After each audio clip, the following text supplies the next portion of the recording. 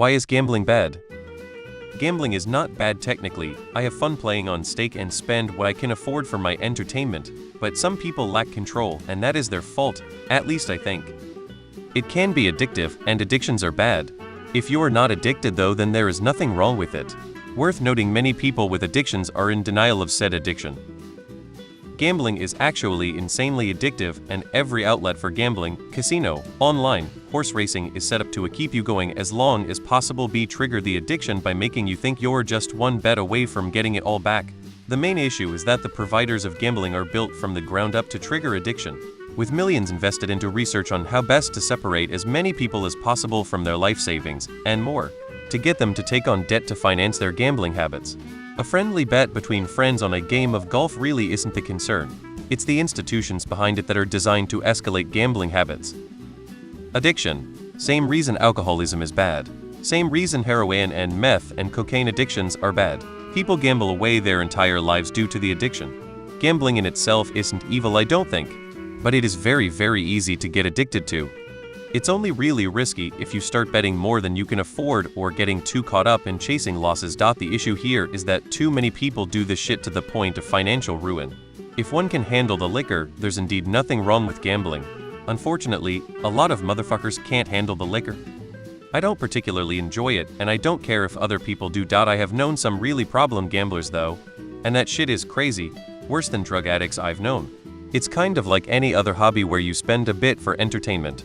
For you it is that. For many it's absolutely not. First of all, gambling hits the dopamine system like few other hobbies. Then there comes the delusions that you can win, that you could actually make money. Usually applies to the not that bright gamblers. It's heavily addictive, and as opposed to other hobbies where you buy gear and stuff once and use it, gambling has a very different connection between the activity and the money spent. If you spend $2K, you don't have a nicer bike for the next 5 years. You may just have a bit better kick for that one blackjack hand, and after you lose that, it's gone. Or you win and crave that kick ever after and statistically lose a lot. But if you're doing it responsibly, how TF did you not realize you answered your own question right there?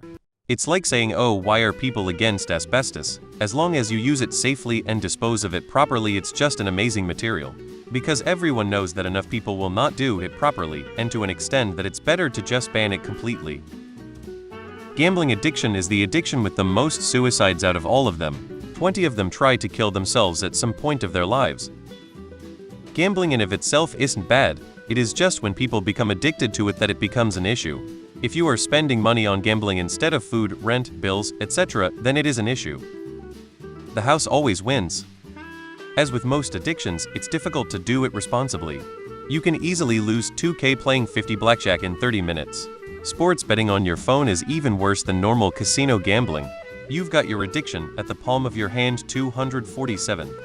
It's because our brains have built-in biases that once you get hooked on gambling, it sends you in a spiral that destroys your life at the quickest pace possible.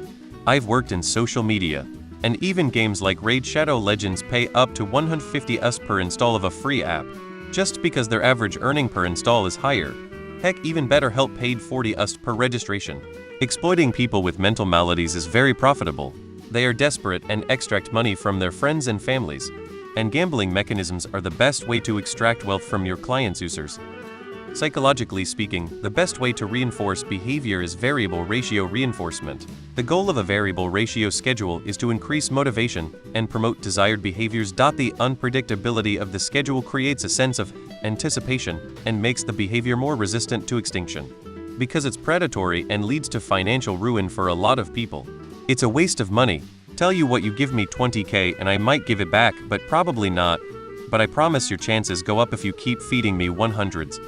Gambling addicts are not much better than junkies in terms of how it can destroy lives. It is only bad when you stop. Loser would be winner if they just played one more game. Slippery slope. It's bad because it can be highly addictive. A lot of people who gamble also happen to be pretty bad at math. Just check some of the sports betting subs on Reddit. A bunch of people making long-shot parlays hoping for a miracle. When you gamble, the house generally has the edge. This means over the long run, you are expected to lose. There are some things you can do to have a positive expected return, but most people aren't going to do that. If someone is only spending the amount they would spend on dinner and a movie, and if they are genuinely enjoying it, then sure, it's not bad. The problem is that a lot of gamblers spend more than they can afford, and a lot of gamblers don't actually enjoy it. For many gamblers, it's basically a compulsion. Some gamblers even hope to lose all their money so that they won't be able to gamble anymore, because as long as they still have money to spend, they'll feel compelled to spend it on gambling. I highly recommend the book Addiction by Design by Natasha Dow Schull for more on this topic. Yeah, some folks had a problem with it, just like there's problem drinking, but for most people, 20 here and there isn't a big deal. That's the party line among gambling industry executives, acting as though gambling addicts are a rare exception, but in reality, addiction is the foundation of the gambling industry.